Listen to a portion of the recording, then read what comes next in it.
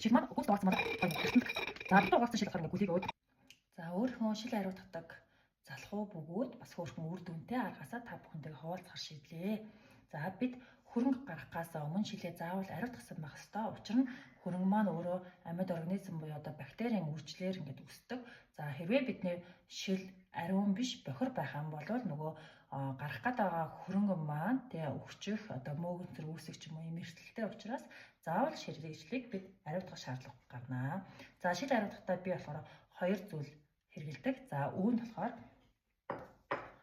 галтгооны савн ашигладаг. За галтгооны савн гэх хүмүүс гайхаж магадгүй. За миний хувьд бол шингэн юм угаалгын нунд бэзийг одоо хэрэглэхээ болоод 4-5 жил болж байна. Манайда дандаа хатуу төлөвтөө ийм галтгооны савнгуудыг бол ашигладаг. За тухайлбал та одоо бас сонирхолтой би үзүүлэн харуулж байна. За энэ хоёр төрлийн жишээ нь угаалгын галтгооны ийм савнгууд харагдаж байна. За нэг нь болохоор гिचтэй, нөгөөх нь гааны навчтай гэсэн ийм хоёр төрөл байна. За энэ маань өөрөө юм тосон суурин дээр одоо би болсон учраас одоо өөх тосыг тэг ялангуяа юм тохиолдсон зүйлийг маш сайн гэлтгэнуулаад тэг гялцуулж өгдөг. За үүнээс гадна болохоор юм галтгооны алчуур ах унах ашигладаг. За галтгооны энэ алчуур маань ингээд гадна талдаа юм нэлээд арцгаар энэ талдаа ингээд зөөлөн гөлгөр гадаргуутай ардгар талаараа бохирлогдсон хэсгийг маш сайн цэвэрлж өгдөг. Тэгээд нэгээс 2 жилийн эдлэг даадаг ийм алчуур байдаг. За энэ алчуур маань тухайлах юм бол одоо ингээд ийм хоёр савлгаатайгаар ирдэг байх нэ. За одоо ингээд бүгдөө цэвлэнд орсон. За ингээд сайхан оргоод гадны талаар нь сайхан хөөцүүлээд авчнаа. За үүнийхээ дараагаар за нөгөө бохирлогдсон шил маань юм байна шүү. За үүнийгээ сайхан цэвэрлж өгнө. За би болохоор шилээ юу бассангүй норгосонгүй өөрийнх нь алчуураар нь тэгээд сайхан норгоод тойруулаад дэлгэж байна. За ус маш бага шаардна. За энэ маань өөрөө бас болохоор энэ материал маань өөрөө ус жирийн бага даадаг байхгүй юу? Тийм учраас усыг одоо шилээ норгоогүй ч гэсэн бид нар нөгөө ингэ цэвэрлж болоод байна л гэсэн үг.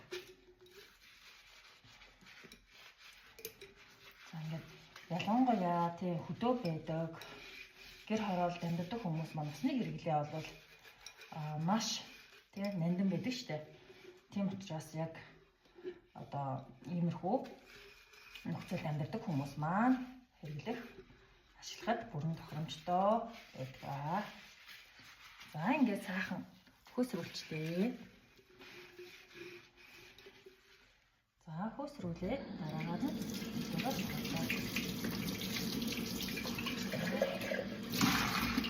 тахларсан тосыг ч гэсэн нэлээд тайлбараад өгдөг шүү. За тэгээд бид шилээ гүйцэд цэвэрлэгдсэн хэсгийг яаж шалгах вэ гэхээр шил маань гүйцэд угаагдсан бол гоё нэг хатандаг. За дутуу угаагдсан шил болохоор ингээ гүлийг өөд зуралдаад нэг шахтанд дуулахгүй гэсэн. За ингээд нэлээд савгаагдсан байна. Маш богино хугацаанд угаах цэвэрлэх боломжтой. За үүнийг одоо бүгдээрээ халуун ус хийгээд ариутгах. За халуун ус хийхдээ би шилнийхээ 3/2 буюу энэ хүртэл нь ус хийгээд таглаад тавьчихдаг. За ингээд таглаад хөмрүүлээд тавьчихна. За ингээд 10 минут орчим болгочоод буцаагаад авчихад шил маань бүрэн ариутгагдсан байдаг. За энэ аргаар би барайн чанмал энэ төр тэгээ дээрээс нь лонгын слайд энэ төр яг энэ аргаар ингээд ариутгаад хэрэгжилдэг. Ямар нэгэн асуудал бол гарч байгаагүй. За ингээд та бүхэндээ амжилт хүсье. Шилээ хагахаас сэргийлээд халуун усныхаа ууран дээр барьж өгнө. За ингэснээр халуун агаар маань дээшээ хөрөгдөө. За шил хагарахаас бас сэргийлж өгдөг. За хит хүүтэн угаасан ч юм уу байсан шил бас хагарах эрсдэлтэй байдаг учраас за ингээд 3/2 хэсэг хүртэл нь халуун сайхан баталсан усаар дүүргэж өгөөд за ингээд баг зэргийн орон зайлгаж өгөөд ингээд таглаад авчихна. За энэ таг маань гачаатай таг байсан учраас хөлөөд өөр таг угаа цэвэрлээд байдэрлээ. За сайхан таглаад өгнө.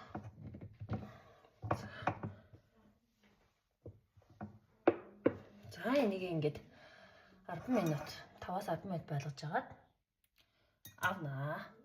За ингээд халуун уурн дээшээгээ хөөрч байгаа та бүхэд анзаарж байгаах. Тэгээд энэ тогны дотор толтой бас халааж байгаа. Гадна тал нь бас нэлийн халуун болсон байгаа. Хүрхийн эцэггүй.